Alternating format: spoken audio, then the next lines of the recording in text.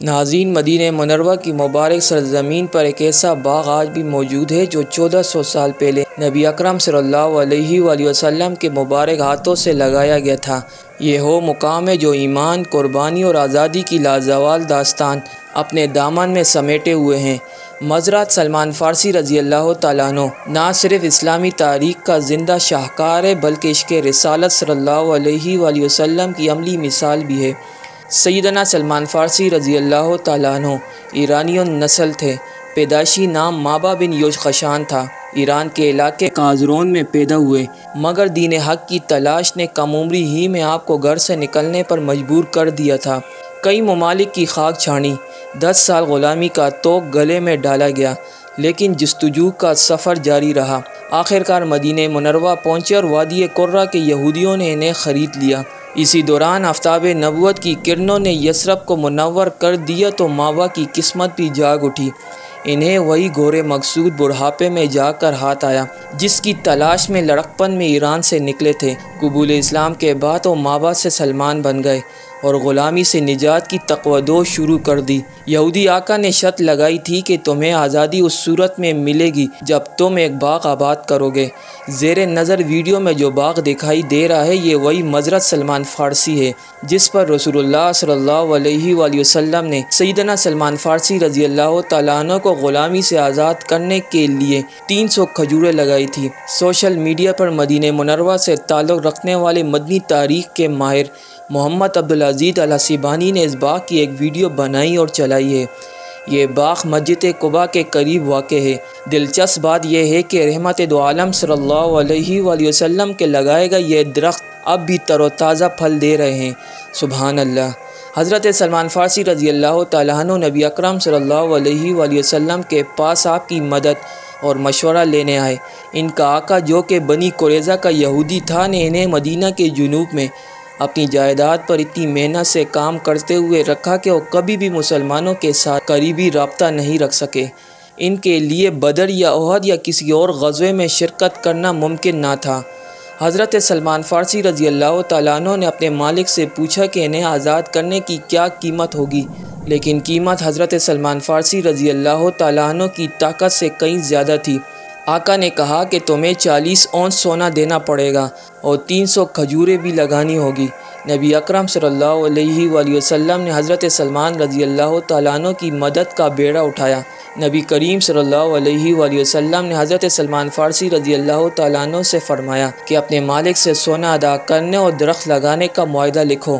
پھر حضرت سلمان فارسی رضی اللہ تعالیٰ عنہ نے اپنے ساتھیوں کو بلایا کہ وہ ان کی کھجوریں لگانے میں مدد کریں۔ کسی نے 20، کسی نے 30 پودے لائے۔ اسی طرح سب نے مدد کی، یہاں تک کہ تعداد پوری ہو گئی۔ آپ صلی اللہ علیہ وآلہ وسلم نے فرمایا کہ سلمان، ان پودوں کے لیے گڑھے کھودو اور مجھے بتاؤ۔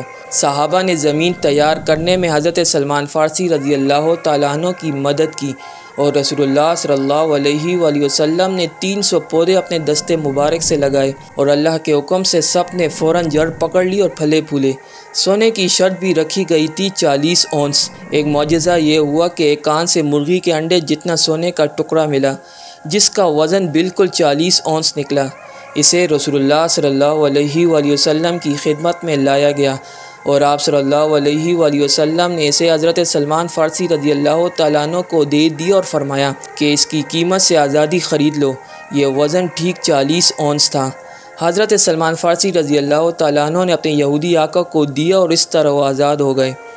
ناظرین، اس وقت یہ باغ منقطعۃ الاوالی کے مشرقی علاقے میں پیٹرول پمپ کے عقب میں واقع ہے۔ مسجد قباء سے اس باغ کا فاصلہ 1 کلومیٹر اور 700 میٹر ہے۔ قباء کے ٹریفک سگنل سے دائیں جانب صرف 1 کلومیٹر۔ قباء سے مسجد نبی آتے ہوئے جو پیٹرول پمپ آتا ہے یہ اس کے ساتھ ہی واقع ہے۔ اس باغ کے ساتھ سعودی حکومت نے ایک بڑا اسکول بھی تعمیر کیا ہے جس کا نام امیر محمد بن عبدالعزیز سیکنڈری اسکول ہے۔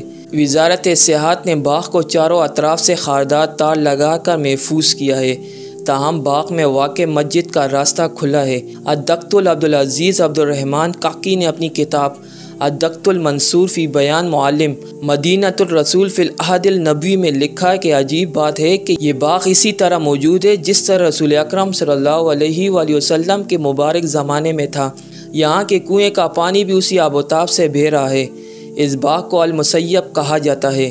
یہ نبی کریم صلی اللہ علیہ وآلہ وسلم کے صدقات میں سے ایک صدقہ ہے۔ باغ کے اندر موجود مسجد کا نام مسجد الفقیر ہے۔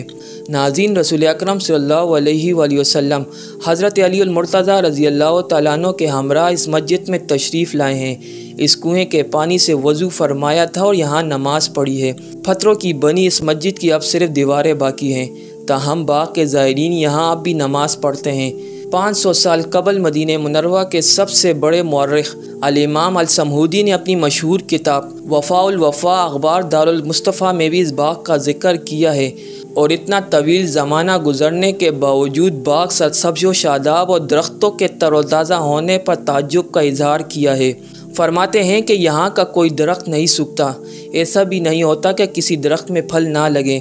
اس باغ کو اللہ نے مال فی کے طور پر اپنے رسول اللہ صلی اللہ علیہ وآلہ وسلم کو عطا فرمایا۔ عجیب بات کہ جس سال نبی اکرم صلی اللہ علیہ وآلہ وسلم نے پودے لگائے تھے وہ اسی سال تناور درخت بن کر پھل دینے لگے۔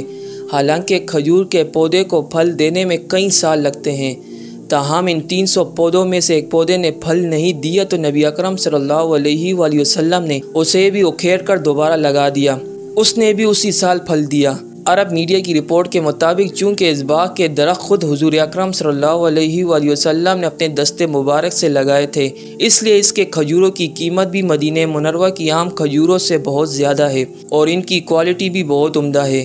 یہاں عجوہ، مبروم اور دیگر اقسام کی کھجوروں کے درخت ہیں۔ جیسا کہ اس ویڈیو میں بتایا گیا کہ یہ باغ چونکہ مال فی کے طور پر حضور اکرم صلی اللہ علیہ وآلہ وسلم کو ملا تھا، اور یہ طے ہے کہ انبیاء کرام علیہ السلام کی میراث نہیں ہوتی، ان کا چھوڑا ہوا مال صدقہ ہوتا ہے، اس لیے مزرعہ سلمان فارسی بھی اسلامی وقف کا حصہ ہے۔ یہ مدینہ کے اہم سیاحتی مقامات میں سے ہے۔ روزانہ بڑی تعداد میں زائرین یہاں آتے ہیں، اسی لیے انتظامیہ کی جانب سے 24 گھنٹے اس کے دروازے کھلے رکھے جاتے ہیں، جبکہ یہاں کی سیل کے لیے کوئی ٹکٹ بھی نہیں ہے۔ مدینہ منورہ کے باسی بیوی بچوں کے ہمراہ یہاں آتے ہیں اور کھانا پکاتے ہیں اور پکنک مناتے ہیں۔ رسول اقدس صلی اللہ علیہ وآلہ وسلم کے دست مبارک سے لگائے گئے درختوں کے سائے میں بیٹھتے ہیں اور اس کنویں سے پانی پیتے ہیں جس سے آپ نے وضو فرمایا تھا۔ انتظامیہ نے بھی زائرین کے لیے جگہ جگہ کرسیاں اور بینچیں رکھی ہے، جبکہ بچوں کے لیے پلے ایریا بھی بنایا گیا ہے جہاں ان کی دلچسپی کا جملہ سامان موجود ہے۔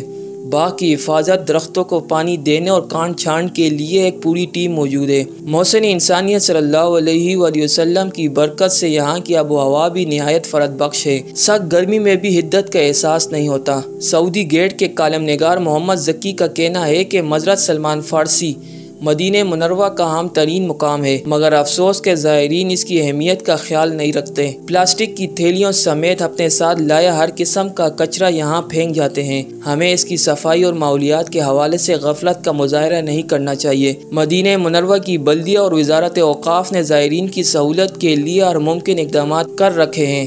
خواتین کے لیے الگ وضو خانے و واش روم بنائے ہیں اور مردوں کے لیے الگ، جبکہ دور رسالت کے 300 درختوں کے علاوہ بہت سے نئے درخت بھی لگائے ہیں جن میں کھجور کے علاوہ مختلف پھلوں کے درخت بھی شامل ہیں۔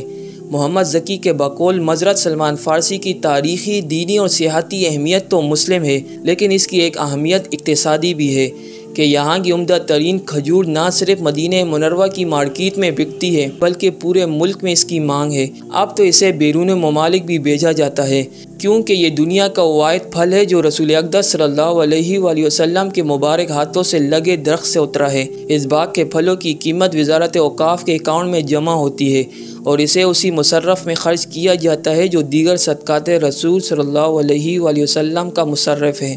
ناظرین، مزرعۃ سلمان فارسی رضی اللہ تعالیٰ عنہ صرف ایک باغ نہیں، یہ ایمان و وفا کی علامت ہے۔ یہاں کا ہر درخت، ہر سایہ اور ہر پھل ہمیں اس عظیم لمحے کی یاد دلاتا ہے جب محسن انسانیت صلی اللہ علیہ وآلہ وسلم نے اپنے دست مبارک سے ان کھجوروں کو لگایا۔ آج بھی یہ مقام زائرین کو ایمان کی تازگی بخشتا ہے اور یہ پیغام دیتا ہے کہ قربانی، اخلاص اور محبت کے درخت کبھی خشک نہیں ہوتے۔